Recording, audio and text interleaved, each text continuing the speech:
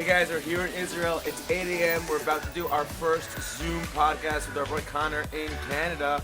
So we're just gonna add some more ice to the bath in case it's not cold enough, even though it's freezing already. Woo! It's a man's game tonight. Woo! Woo!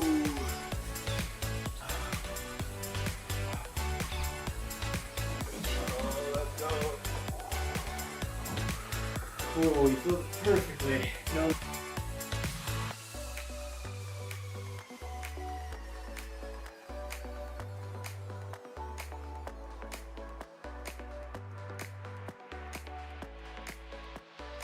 Ooh. Hey guys, I just did a half-an-hour ice bath podcast with Connor. My feet are really feeling it. I have some squats to do later today, so I'm a little bit nervous, but I'll be fine. Have an amazing day, y'all. And we are live. What's up, dude? How's your day going? How's your day going out there in Canada? Ooh, it's good. It's good. We were out hiking in the snow today, so this is nothing. Yeah, I saw on your Instagram story. It's just so cool how Instagram could literally give you a glimpse into someone's life. So like you could be a random dude and you'll be like, yeah, I know you went hiking the other day. And I'm like, how do you know that? And you're like, wow, you posted your story and it's just cool. Yeah. Like I have my, I guess, love-hate relationship with Instagram and Facebook, but just the community it builds and the people you get to connect to is absolutely fabulous. For sure. I mean, this wouldn't be happening without it. So that speaks volume to it already. The fact that, I mean, it's Thursday for you, Wednesday for me, and here we are in the cold water chatting. So it's 8 a.m. and I definitely love the cold exposure aspect, but I told you about the whole like blood vessels in my foot thing. So I didn't do Yeah. cold exposure for a while and it's a lot harder. It Getting back really in. is. Like I'm always like mental toughness, come on, you could do it. But cold exposure is like, progressive overload. It's like training. You have to expose yourself slowly over time. And I'm in it. I'm like, wow, this is a lot colder than it was a few weeks ago. It's just funny. Well, it's like when you take a break from lifting and you lift something that used to be maybe not a warm up, but not something that's super challenging and it feels heavy. Yeah, 100%, dude. All right, so Connor, what are we digging in today? What are we speaking about? So on the topic of strength training, we got the basically mobility and strength training and kind of what they are, where they fit in programming, and what you should prioritize based on your situation, basically. Is what we can cover. So we can start with mobility training. So what is mobility training? It's just your expression of what range of motion and control you have, or control of that range of motion. So something I use personally is something called CARS, or controlled articular rotations, part of the functional range systems. Cars, like driving cars? Yeah, driving cars. Makes it catchy, right? But essentially it's taking a joint through a full range of motion. So if we were going to do the shoulder, it would be taking it, basically drawing a large circle, or the largest circle possible. And when you do that, you're going to find places where can you move and where can you not move. So it can be used as a great assessment tool. And I think that's where mobility is a good starting point, is assessing the person in front of you or yourself, of where can you move and where can you not move. That's a really, really cool definition. Could you just differentiate between like mobility and like the static stretching that you'll commonly see in the gym and places? Yeah, so flexibility would be the passive stuff. So if you've ever put a strap around your foot and you pull your leg as far as you can towards your head, that would be a passive position. Now, if you were to let go of that strap and see what happens to your leg, that would be your active mobility in terms of. So let's say you can pull your leg up so it's straight, it's at a 90-degree angle. This is my head over here. If I were to let that go and that drops a little bit, right, that's going to be the difference between your passive range and your active range. And typically that's going to be where a lot of injuries occur, is when you get taken into that passive position, but you can't express any strength from that position. Right. Which kind of naturally segues, I think, into our next topic, which is going to be strength training. So then it's strengthening the active range of motion or controlled range of motion that you have. So both are, I mean, super important when it comes to daily life, sports, athletics, testing, anything like that. I think you do need a balance of both. 100% agree with that. The way I describe it when athletes, especially ball sports, like aggressive ones, like tackle football or even soccer. So the way I explain it is that if they were to fall, get tackled really badly, and their leg just gets in all sorts of funky, wonky ways, or hip, or hand, or wrist, or even like a snowboarding accident. Yeah, So if you have good wrist mobility, but not enough strength there, let's say you're like hypermobile, so your wrist will just go bloop and snap. If you're yeah, all strength and zero mobility, then your wrist won't be able to like go anywhere and snap your wrist. I'm giving the wrist yeah. example because my wife actually broke her wrist in a snowboarding accident like a few years back. But when you have the strength that can control the joint in the deepest range of its motion by training that, then your body's like, nah, I could fall like that. I got that. And that's what's so Yeah, cool about it. it's comfortable being loaded in that position. Yeah. Which again is another part of the function range system is taking the end range and training that. So I think that has great transfer into strength training as well. So you can use your active control, let's say, and do some isometric or some sort of contraction at the end of your range, and then implement that into maybe more of a compound lift, such as a squat. Right. So let's say you're going to target the ankle, right? Express your end range, try to contract in that position, strengthen the end range of motion. Now go back to your squat. What does that feel like now, right? I think when it comes down to it, what you can express with your body, I look at it, it's kind of like a trust mechanism. So does your body trust you in that position? If it doesn't, we have mechanisms in our body that stop us going to those positions, right? That's why some people can squat really low and other people can't. Is some people have the trust of their body to get into that position, other people don't. And we need to be aware of that, because if we look at it as our mobility training is earning the trust to expose our body to the position, right? Then we strength train in that position to solidify the trust. Just like building any relationship. Yeah. Our body's also really great at compensating. So like many times we might think we're in a certain range of motion, but the reality is, we can't bring the knee past the ankle. So we're just dumping the load on the hip or dumping the load on the spine. And then you can get away with it for a bit, especially if you're strong. Like I'm a big fan of strength training. I'm a big advocate. Don't get me wrong. I'm also a big advocate of mobility training. But if someone's strong, they can kind of get away with stuff for a long period of time. So they can do, deadlifts and squats with a rounded spine, and, nothing's going to happen. But then like 3 years down the line, they're going to try to like, get that like PR on their clean into that deep squat position, and their ankle is just not going to allow them to do it. And that's where like mobility at least came in for me. That's where mobility, in my opinion, is a must for every person who wants to function at their very best. Yeah, I would definitely, I work in kind of in spectrum. So you have on one side of the spectrum, you have someone who's super mobile and bendy. And on the other side, you have your really stiff athlete who is He's strong as strong. hell but can't scrap his back. Yeah. Right? You have the two ends of the spectrum. Yeah. They're scoring ones on the FMS. So you kind of have your two ends of the spectrum, and you want to try to find where you want to fit based on the activities you do in your life. If you just love to stretch and bend and get into different positions, then you can spend more time on your mobility training and that. If you want to get really strong, yeah, you want to spend more time on the strength spectrum, but tap into the other side. I think that's where you can really unlock your like true potential as a human in terms of movement, strength, athletic performance, is when you own what you're good at and keep training that, but just tap into a little bit of the other side of the spectrum and you'll get more out of your end. 1,000%, dude. We have a bunch of powerlifters who train in our facility, and I've discussed mobility with them. Like I see how a lot of them, they're wearing clunky lifting shoes.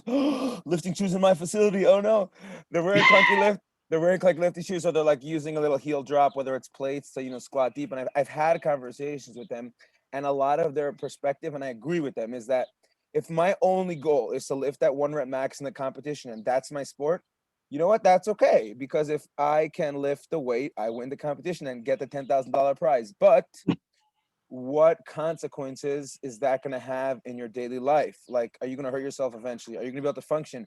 Are you going to be able to pick up your kid above your head when you're older? Are you going to be able to sprint to the bus if you miss it? So I like to look at not just an athlete as like, oh, he has to win the Super Bowl, go Buccaneers, but actually he has to, function in his day-to-day life in addition to his sport.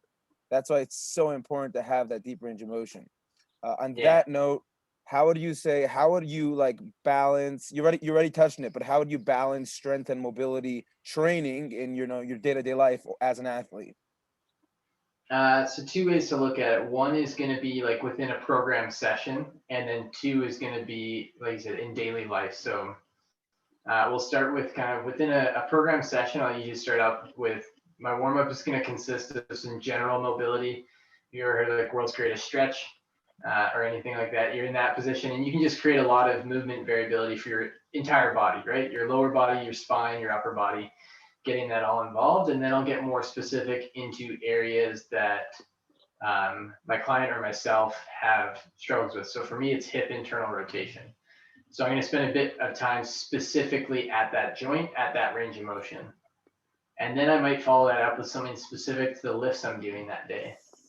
So if I'm doing a deadlift, I'm going to look at my spine, I'm going to look at my hamstrings, kind of the posterior chain. I'm going to get that warmed up. Then I'm looking at creating some stability at those joints is going to be the next part. So in a core section, and then you get to your kind of main block of strength where you're doing your deadlift, and then during your rest time, I usually implement some sort of like non-competing mobility. So to keep the theme, or kind of what that means is, let's say I'm deadlifting heavy.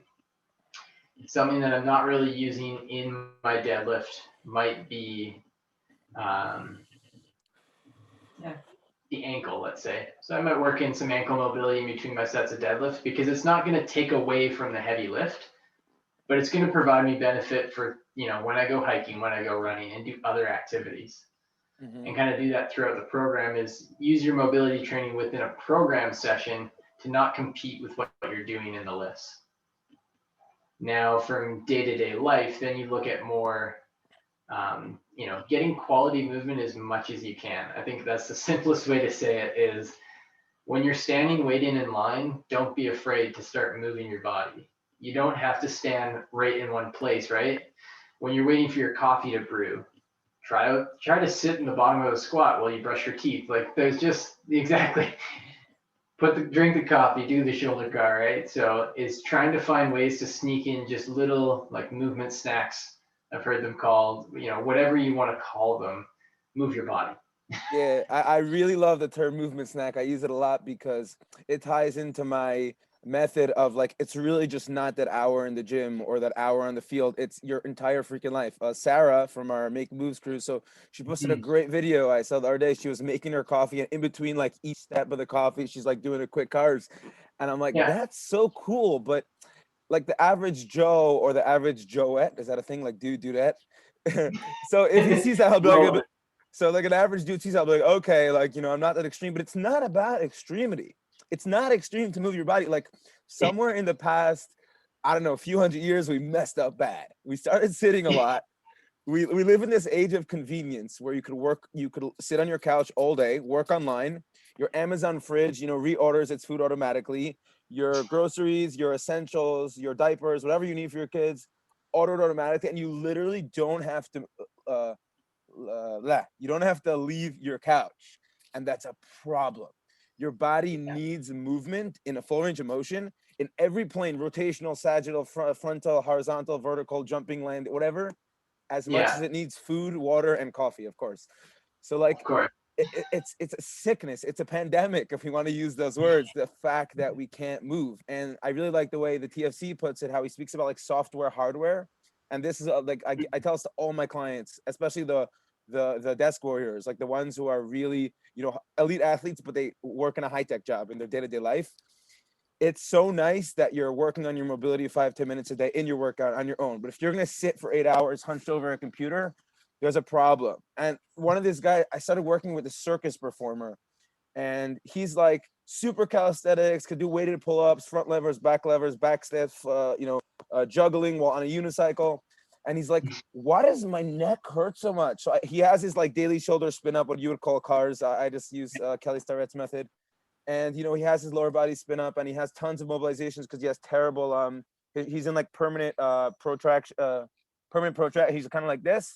Yeah. So instead of examining what he's doing in his workout, even though he has different mobilizations every day to target a different areas, the rotator cuff and the traps and the rhomboids, because they're all type A, I said, what do you do? He's like, oh, I'm in school.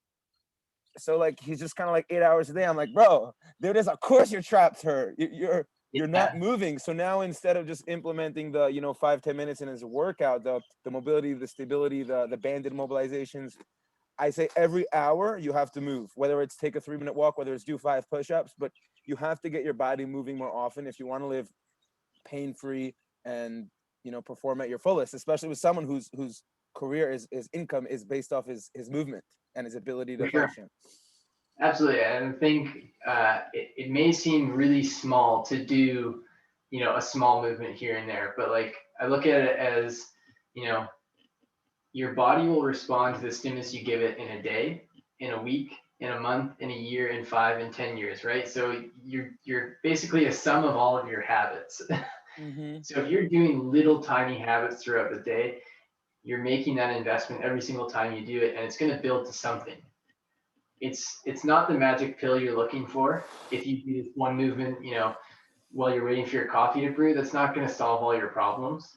But you know what? It's going to add up to something. So you combine that with another little thing, and then another little thing, and your workout, and another little thing, and these things start to add up to something.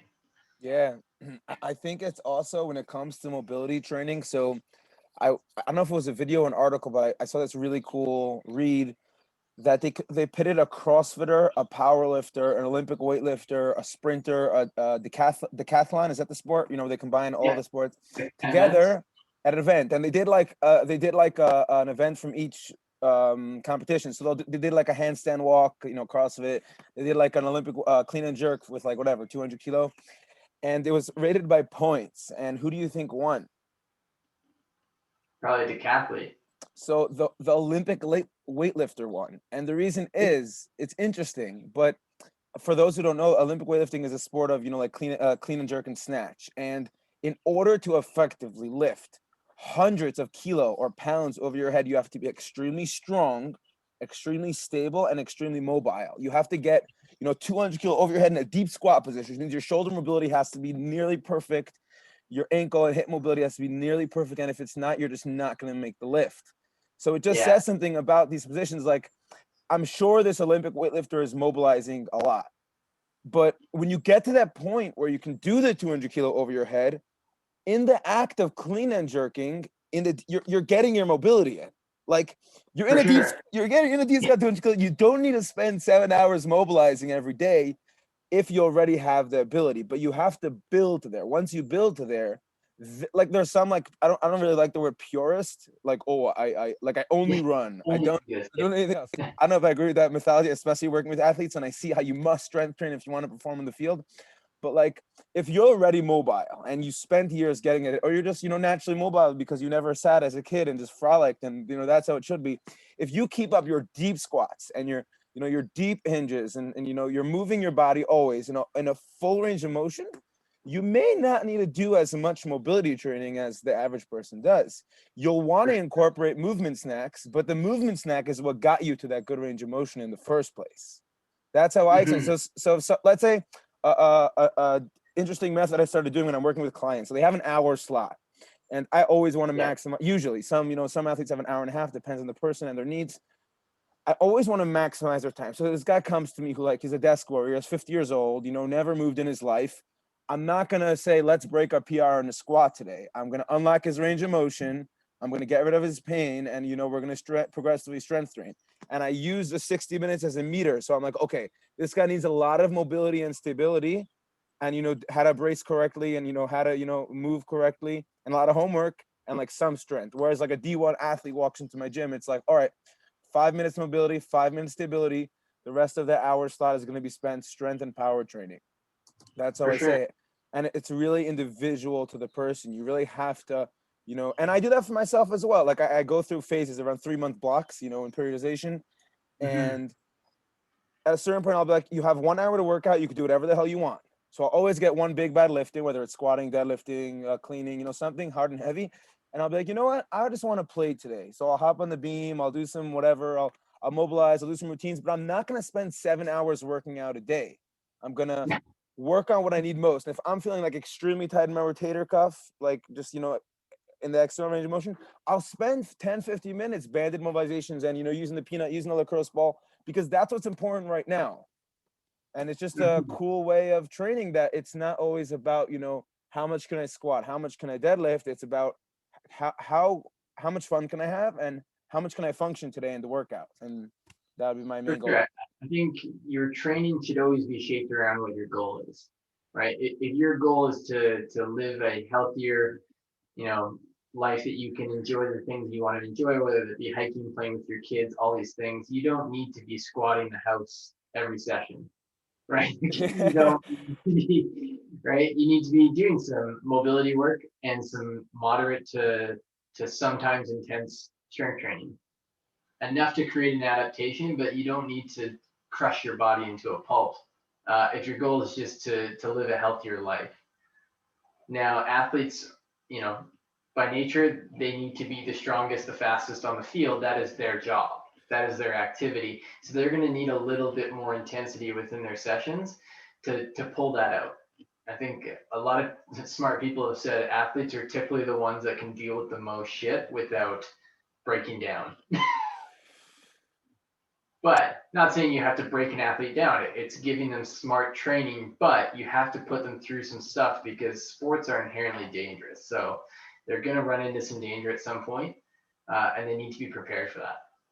it it really took me a while to, back on you were saying before before you just said, it took me a while to realize that like I don't have to be the strongest, baddest dude out there, because like I competed in powerlifting for a couple of years, then I started playing tackle football, and both of them are sports that, tackle football even more, they require like extreme strength, extreme power, extreme mental fortitude.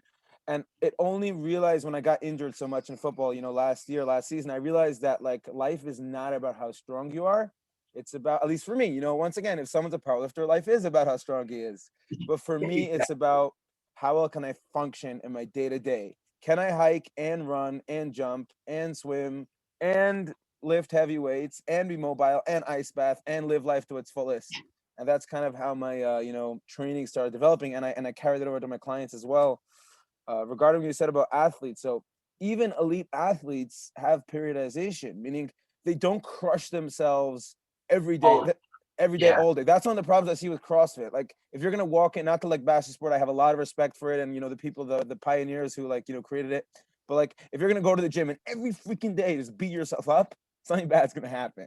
You have to like, okay, I'm competing for the open, or I'm competing for this competition, or I want to like reach a peak for my 3-month trek with 50 pounds on my back. So you're gonna train till then, and then you like take a week off or deload. You can't just crush yourself to a pulp all the time. It's not gonna work, and you're gonna get hurt, and something bad's gonna happen. And there's very few people in the world who can just beat themselves up again and again in the gym for months or years and end without them like without something bad happening. So you can see how yeah. like I had to tell myself like it's okay, After broken ribs, a torn quad, and a torn LCL, I'm like, okay, man, maybe you should explore a different sport.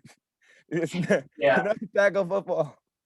yeah, and I think sometimes we see some like professional athletes, for example, like crushing themselves in the gym more often, but we fail to realize that is their occupation, right? Their job is to train themselves around the sport for roughly 8 to 10 to maybe longer in a day, but their whole day is based around the sport. Right.